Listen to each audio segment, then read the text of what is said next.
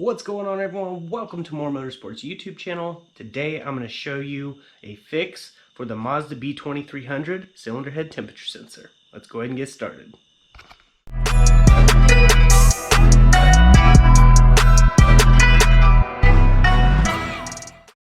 Alright, welcome to the channel. If you're new here, please click that subscribe button.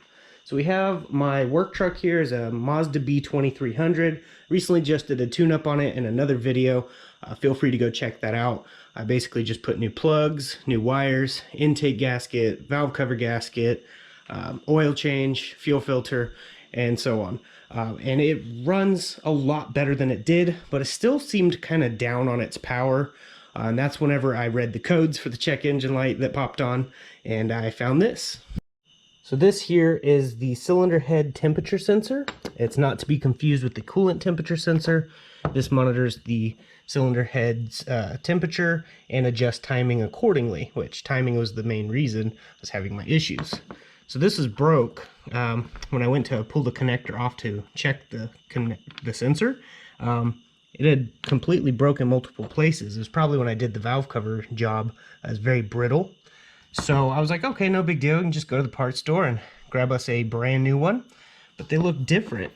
So that's a big issue if you want to just throw something in that's OE.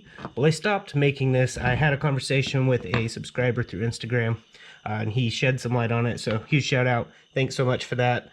But yeah, basically this one here you can get for like 30 bucks at O'Reilly's. I was like, cool, you can just slap it in. It's not that simple, but I can make it simple for you guys. Let me show you what I'm talking about. So I'm basically just going to stick this in here so you can see what I'm talking about. All right, we've got this connector here, which is the one that came off the broke sensor. And it matches up pretty close, right? It looks pretty much the same. You notice this little nipple part right here is on the opposite side. So you'd have to cut the wiring off and wire in a new connector, which I did not want to do. So I found a solution that works great. Basically, we're going to just razor blade this little lip here off, and it will plug in just like it's supposed to. Then we can use this deep well socket here, which I'll show you goes all the way. I have another deep well 19mm right here to show you why you need a specific kind. This is a Craftsman deep well. It fits all the way in. This one is another deep well 19, but it does not fit all the way in. So you have to have a specific deep well so that it goes all the way in. So I'm going to go ahead and get the razor blade, and I'm going to trim that piece off and show you on the connector on the car.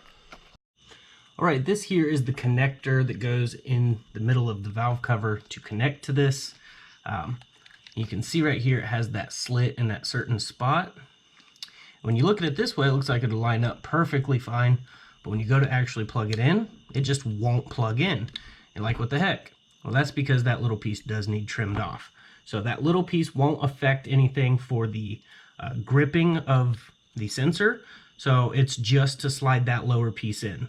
So once I cut this piece off right here, this sensor right here should slide in with no problem. Okay, just so we're clear before we start cutting, it is this lower one. As if you were looking at the plug just like that, it's this lower one here. You're going to want that completely gone. Just keep in mind, if you bought the sensor brand new and you cut that off, they're not going to warranty this if it ever fails. So you could just get the proper connector, solder it in, and you'll be good to go. But if you just want something that plugs and play, you're going to have to trim it. So here we go. I'm just using a normal razor blade. I cannot find my X-Acto knife. If the blade is sharp enough, it should cut through it pretty easy.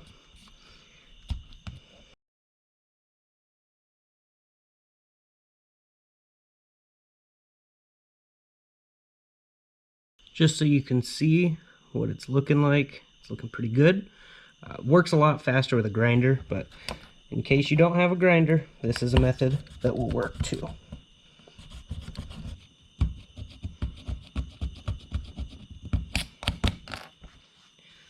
Okay, it's nice and flat on the bottom. Let's go see if this plugs into the connector.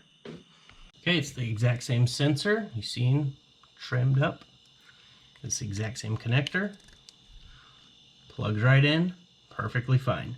So now we're just going to go ahead and take this. We're going to screw it back in with the 19mm to its proper location and plug it all in and see if the check engine light goes away. Okay, so the sensor location goes right down there in between cylinder 2 and 3. You can kind of see where that hole is down there. That is where it screws into. So I'm going to go ahead and carefully screw it back in.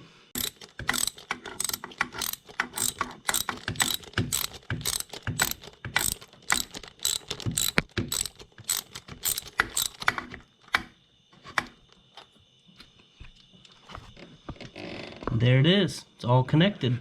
Now we're going to go ahead and start the truck and see if the check engine light goes away after clearing codes.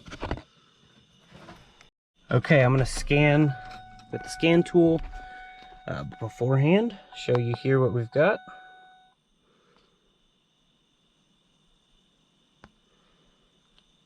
I'm going to go ahead and erase previous data, see what the current codes are. Okay, we're going to click Ford, by the way, not Mazda. Cylinder head temp sensor circuit, high input.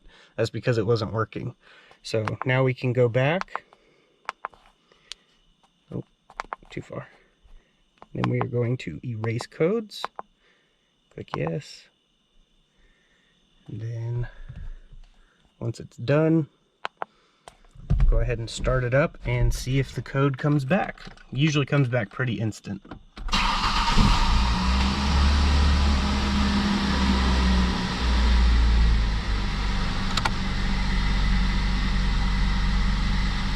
Nice. All right, so now we're gonna go take it for a little test spin and see if it has its power back, because that definitely does take some power away when that sensor is bad. So we're gonna go ahead and do that. All right, I'm gonna go ahead and get on it.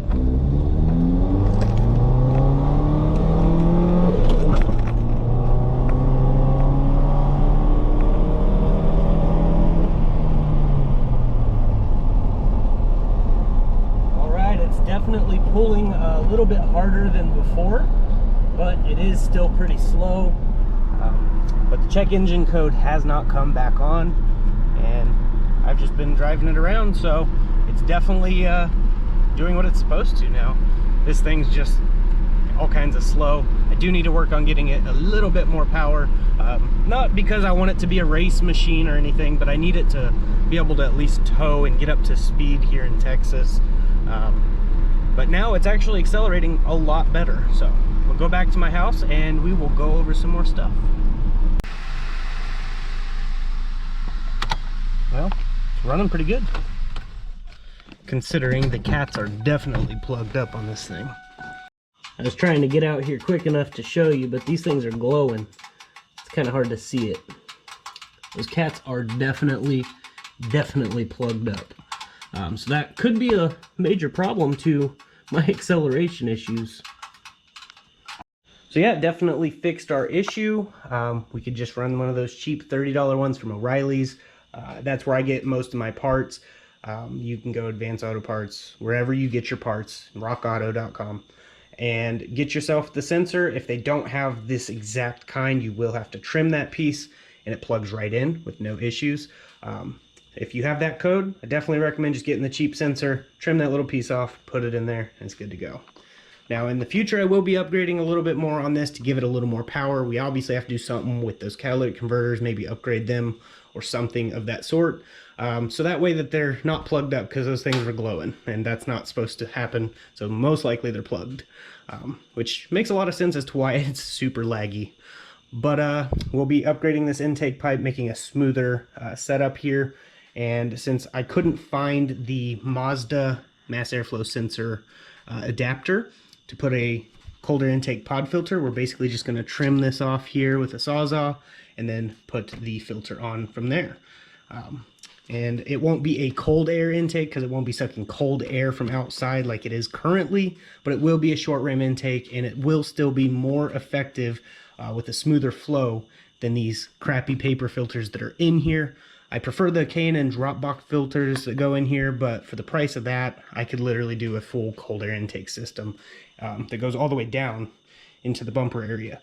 But I'm just going to put the pod filter, see if that helps any, and go from there. But definitely going to get a little more power under here, just because I do need it to be able to tow and haul light loads, stuff like, you know, engines, transmissions, metal car parts, you know, that stuff like that I use this work truck for. So I hope you guys enjoyed that video. If you did, please hit the like button, share it around, let people know that that's one fix for that sensor. But I'm gonna go ahead and get off here. I have a lot of stuff to do, so I'll see you guys in the next video. And as I like to say, God bless, stay safe, stay awesome.